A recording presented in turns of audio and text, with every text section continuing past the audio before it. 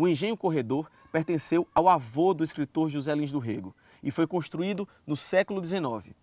O engenho retrata uma fase na qual Pilar possuía diversos engenhos e vivia um período de prosperidade.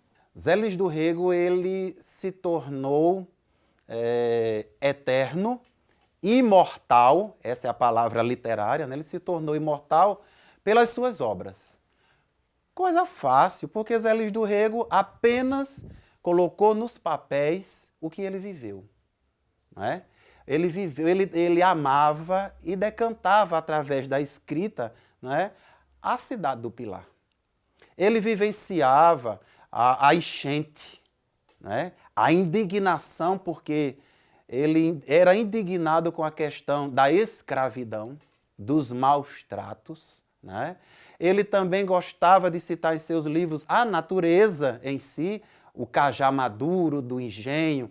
Né? Então, toda uma contextualização da cidade do Pilar chamava a atenção, e tudo isso ele colocou nos seus livros. E Menino de Engenho, nem se fala, né? Depois da morte de sua mãe, né? A gente recebe frequentemente a visita das Três Marias, né? Suas três filhas, as suas três estrelas, né? Como ele bem citava. Zé Lins do Rego, ele cita, e as filhas se emocionam quando chegam aqui no Pilar, né? Porque elas dizem assim: papai, realmente, o que ele escrevia parece que estava olhando, né? E vivenciando tudo aquilo. Então isso a gente se emociona. Né? E os outros escritores, poetas, também se espelham nisso. Zé Lins do Rego nasceu no dia 3 de junho de 1901. Né? Aqui no Engenho Corredor, às margens do rio Paraíba, né? Criado pelos parentes, né? Pelos avós, pela tia Naninha, né? Pela tia Naninha, por ocasião da morte de sua mãe. Né? Mas esse menino sentia alguns problemas de saúde. Ele tinha asma, não podia ser normal como as outras crianças, como os moleques, né? Os moleques ribeirinhos que nasceram e foram criados ali com ele. Ele tinha asma e a tia Naninha, né, não deixava de jeito nenhum o menino Zé Lins do Rego tomar banho de rio. Não deixava o menino tomar muito sol. Não deixava o menino levar sereno. Né? Então, chuva, banho de chuva, né? E tudo isso fez com que essa criança sentisse vontades e vontades de ser normal como as outras crianças. Mas esse menino foi crescendo, né? E a sua tia Naninha encontrou um casamento, né? Casou e foi embora. E Zé Lins do Rego teve que se despedir daquela vida ribeirinha. Foi estudar em Itabaiana, né? Depois seguiu mais um pouco para estudar no Recife, né? No estado de Pernambuco. Né? E aí ele foi tomando os rumos, né? na carreira de advogado, mas o que ele amava mesmo, de verdade, de coração, era ser escritor.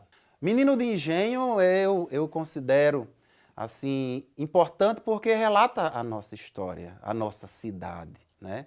E Meus Verdes Anos é a obra-prima, né? A obra-prima de José Lins do Rego, dentre todos os outros livros que ele escreveu e outros que haviam para ser editados, mas não aconteceram pela questão de falecimento. A obra de Zé Lins é inspirada no Engenho Corredor. Né? O Engenho Santa Fé, o nome verdadeiro, né? Apelidado pelos próprios donos de Corredor. Né? Zé Lins, ele detalha em suas obras, ele não deixa de detalhar a casa grande, os cômodos da casa, a sua infância, o comportamento dos seus parentes, a religião, né? As pessoas que passavam e que vinham visitar o Engenho Corredor, ainda funcionando o bueiro, ainda não era o fogo morto. Né? Então tudo isso encantava esse menino. E também, eu não posso esquecer quando ele cita a primeira vez que tomou banho de rio. A prática do sexo com uma escrava e que antes disso ele tentou praticar isso fazendo um buraquinho no tronco da bananeira, né? E ele também via as raparigas do Pilar, que passavam pela estrada do Engenho Corredor no destino da vila, e que os negros, os negrinhos que foram criados e que brincavam com ele, gritavam, chamavam, rapariga, rapariga, e isso, e ele memorizou, ele guardou na sua memória. E também os dias de festa na Vila do Pilar. Quando ele vinha para a Semana Santa, para a procissão do encontro, que é uma procissão tradicional, do encontro do Bom Jesus, do Cristo, imagens de roca, né? Que é o Cristo e a Senhora da Soledade em tamanho natural, que na Sexta-feira da Paixão, a cidade do Pilar, até hoje em dia, a cidade fica repleta. E as cidades circunvizinhas também vêm acompanhar essa procissão na Sexta-feira da Paixão da Semana Santa, né? E essas imagens retratam e representam na doutrina católica, no catecismo, né? Representam o momento do encontro de Jesus com Maria. José Lins do Rego, ele é o rei, né? Ele foi o rei que inspirou os outros tantos herdeiros na cultura, né? Na cultura, a serem músicos, poetas, né? Na área da literatura, artesãos, né? A nossa cidade, ela tem uma riqueza muito grande. A inspiração para deixar de ser advogado, né? E se tornar um escritor vem da sua própria índole, né? Disse assim, segundo a história, disse que Zé Lins, lá no Rio, chegou um homem batendo na porta para cobrar uma dívida. E Zé Lins do Rego já sabia quem era, foi atender e ele disse, vim aqui lhe cobrar os livros. E ele disse, devo, não nego, pago quando eu puder. Então, a vocação de Zé Lins, que é diferente de profissão, eu falo isso para os meus alunos, vocação é muito diferente da profissão. A profissão é o dinheiro, a gente recebe para aquilo.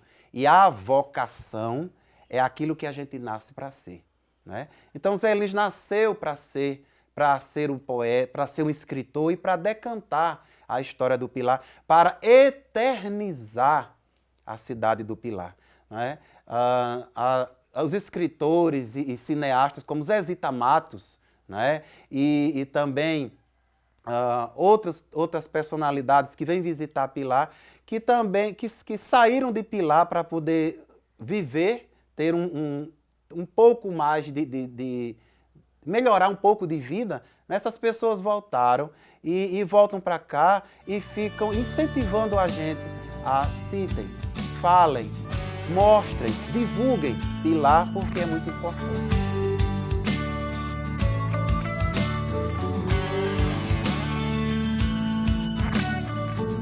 Eu não sou filho de Pilar, porque na época não existia uma maternidade aqui. Só se eu tivesse nascido de parteira, né? Como Zé Lins do Rego, eu nasci na Itabaiana, aqui a cidade vizinha. Eu sou itabaianense, mas só fiz nascer, viu? Eu gosto muito daquela terra, mas a terra que eu amo, a minha cidade amada, a minha terra querida é Pilar. Eu amo Pilar pela sua história, pelo seu povo, por um povo que é bonito. Bonito não só na beleza, no aspecto, mas é um povo bonito porque é acolhedor. É um povo que sabe respeitar, que sabe valorizar e reconhecer os homens e as mulheres de bem. Não perca, no próximo bloco vamos conhecer um pouco sobre o Coco de Roda de Odete de Souza. É rapidinho, não sai daí. E dentes e garras, salivo, assombro, e nada até